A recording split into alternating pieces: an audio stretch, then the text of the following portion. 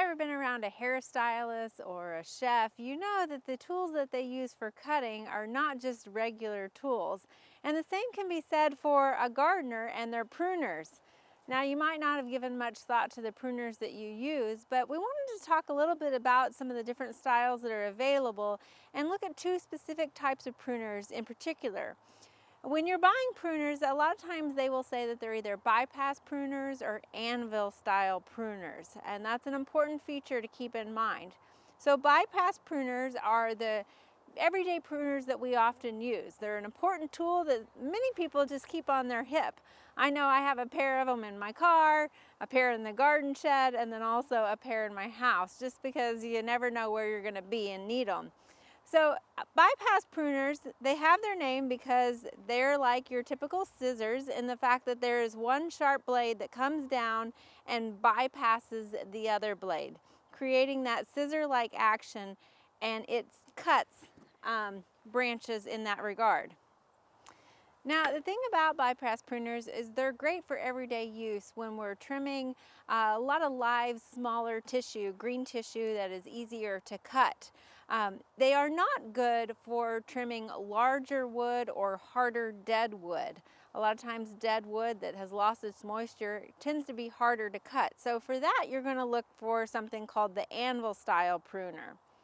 So unlike the bypass pruners where one blade is passing along next to it, the anvil style pruners have a sharp blade that comes down onto or into a flat blade. So you can see how this blade actually nestles down into that piece of metal below. In some situations, it may be that it nestles into a piece of plastic that's flat, as we can see here. So this particular type of pruner is really good for larger, heavier, harder wood to prune. Now the thing about this is because you are actually sort of smashing the tissue when it cuts it, it's really not the best type of pruner to use on anything that you're cutting that's live tissue still. So again, for that you want to use your bypass pruners. So with bypass pruners, the problem is, and I do this too, I'm guilty of it, but sometimes you're out there in the garden and you want to use them on plant material that's a little bit too large for the size of pruners that you have. And what can happen is if you're trying to do that, because the blades bypass one another, there might be that twisting action that occurs, creating a gap in your pruners. So if you use that extensively on too large a material, you're going to have pruners that are ineffective because they're going to create a gap between those blades for you later on down the line. So sort of like those scissors that you might have back in your kitchen drawer somewhere that you found don't cut paper very well because they've been used on material that's too large. So that's a problem with the bypass pruners, but the anvil style pruners, because they don't go next to each other, the blades don't bypass each other and they actually go down on it, they won't twist like that. Now the problem though is, if you can see here, what they do is actually smash the tissue.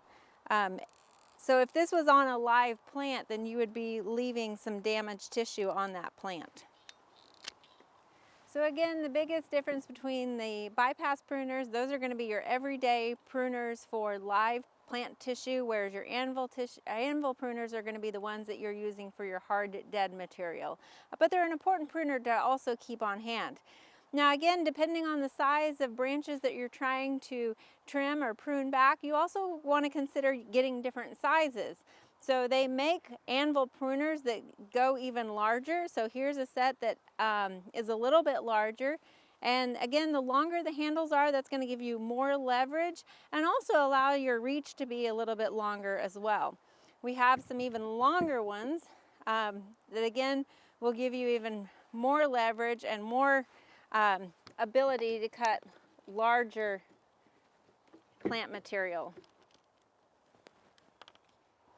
A lot of times in the garden we're looking at pruning other plant material than just our woody plants, such as herbaceous plant material or softer tissue plants, such as herbs, and sometimes you might want to go out to the garden and do some cut flowers to bring into your home. And for that you want to look at using some snips, and these are like a smaller version of these large hand pruners. So these are a bypass blade system. You can see that they are similar in like scissors, that they have one blade that crosses over the other blade.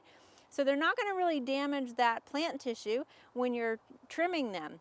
The other thing that's really nice about this is you're able to get in there and cut some of those fine stems. So again, minimal damage. Cutting some of those fine stems is important if you're doing cut flowers or herbs. So these are a nice version of Snips. They come in different size types of blades, one that's curved and then also some that are straight. Both are handy depending on your preference. And there's also a lot of other options to consider when you're looking at pruners.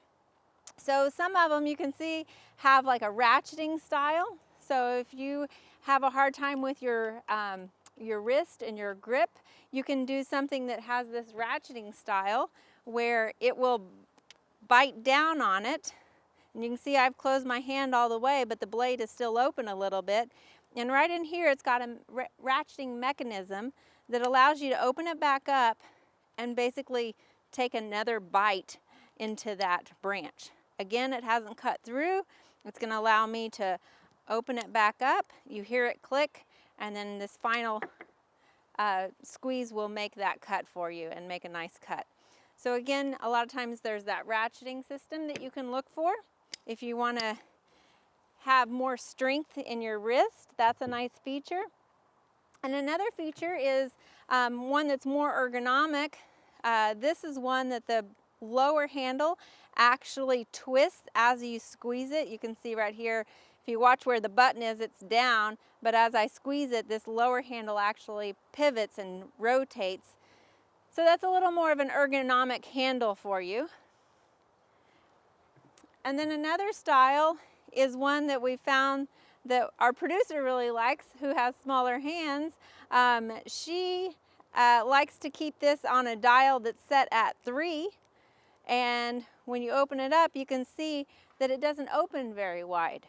If you rotate this to a higher number, such as 8, then it actually opens a lot wider. So if you have a smaller hand and you kind of don't like having to open your hand so wide every time, then you can regulate that opening with the dial on these pruners.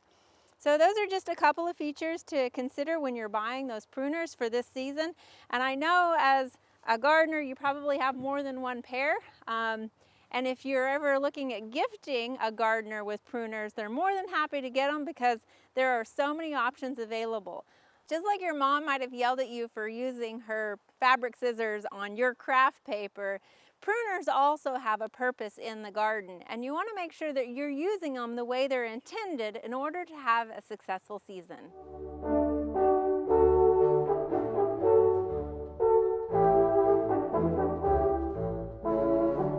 We hope you enjoyed this video. It's part of our Oklahoma Gardening YouTube channel. You can also find even more videos on our OK Gardening Classics YouTube channel. And join us on social media for great gardening tips, photos, and discussion.